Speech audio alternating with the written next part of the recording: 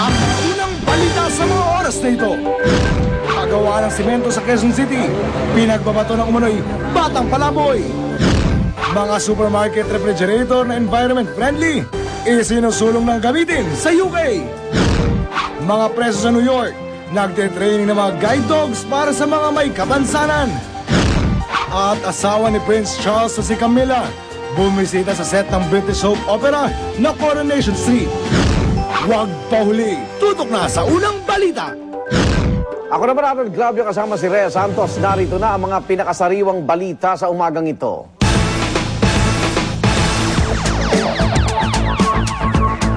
Pagawaan ng semento sa Kulyat sa Quezon City nabalot ng tensyon.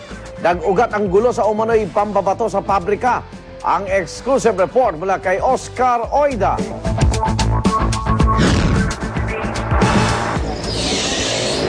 Nabalot ng tensyon ang bahagi ito ng Visayas Avenue sa Barangay Kulyat, Quezon City nang bigla umunong paulanan ng mga naglalakihang bato. Ang paggawa ng semento ni retired Police General Joel Golchao mag-aalauna na madaling araw. Nagkabasag-basag ang mga salamin ng naturang establishmento. Ilan sa mga trabahador pa umano ang muntik-muntik ang tamaan. Itong mga workers namin dito binabato noong Friday pa. Almost every night may nambabato. Suspetsa ng kanyang mga trabahador nanggaling ang mga bato mula sa mga katabing kabahayan.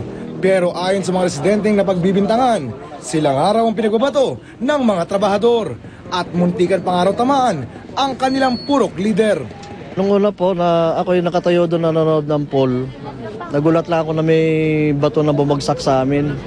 Mabuti tumama sa kumot kaya hindi mahina ang dating.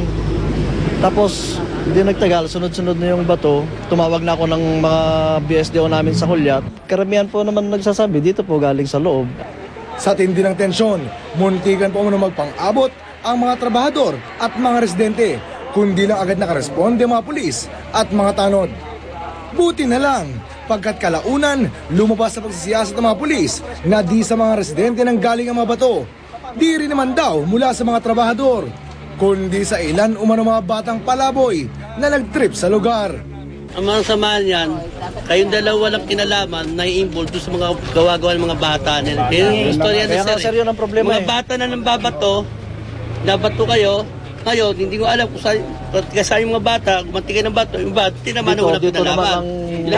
Pinakadabis na yung mga bata na yung mga pasaway, yun ang dapat mahuli. Agad namang nahuli ang ilan sa mga bata matapos may turo ng ilang mga nakasaksi sa kanilang pambabato.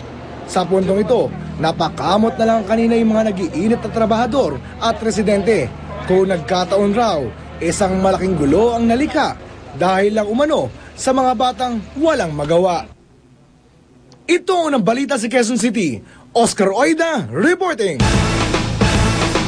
Truck na may lulang mga motorsiklo nahulog sa bangin sa Maria Aurora. Sugatan ng driver at pahinante ng truck sa aksidente. Agad silang isinugod sa ospital. Nasa 30 talampakan ang lalim ng bangin. Sa inisyal na investigasyon ng pulisya, nawalan daw ng preno ang truck habang binabagtas ang matarik na kalsada.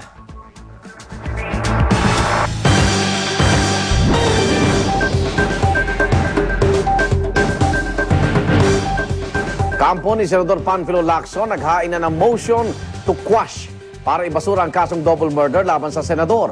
Sa talakayan with Igan kanina, sinabi ni Atty. Homer Perez na mismo ang witness sa Ser Corbito double murder case na si Glenn Dumlao ang nagsabi na walang kasalanan si Lacson. Dagdag pa ni Atty. Perez, hindi pa naman daw kailangan ng personal na presence ng kanyang kliyente sa anumang pagdinig sa ngayon. Yung motion namin is precisely para ibasura yung kaso. Okay, to quash yung parang ano na. Opo, ibasura yung complaint at kapag binasura yon, definitely walang warrant of arrest na dapat i-issue. Kung may warrant of arrest na i-issue, meron pa rin po kaming mga legal remedies na pwedeng gawin bago pa yung sinasabi talagang pag-aresto. Rescue Retrieval Operation sa bumagsak na Christopher Hotel sa Haiti, nakunan po ng video. Ang video niyan ay nakunan ni Sergeant Rolly Edwagid, miyembro ng UNAFP contingent sa Haiti. 4 na Pilipinong namatay po dyan, 3 sundalo at isang staff ng United Nations. Samantala dahil nasa krisis pa rin sa Haiti, pahirapan ang media coverage doon. Mga satellite phone, 4 na camera, generator at video phone ang ginagamit ng GMA News para makapaghatid ng ulat mula sa Haiti.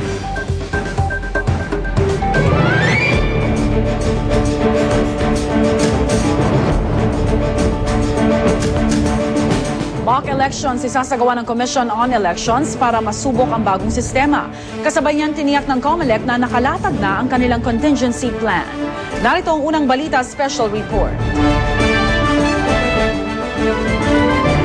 Nagpa siyang ahensya na wag munang umpisa ng ballot printing na nakaschedule sana kahapon. Nagkaroon ng problema sa bahaging ito ng transmission nung mag-field testing sila sa May Aguho Elementary School.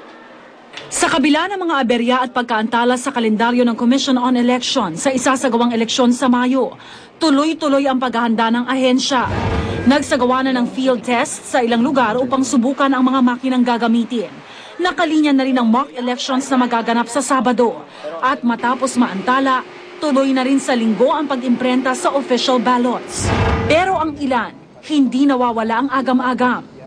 Ang Center for People Empowerment and Governance o CENPEG, duda sa kakayahan ng COMELEC na patakbuhin ang isang malinis at maayos na automated election.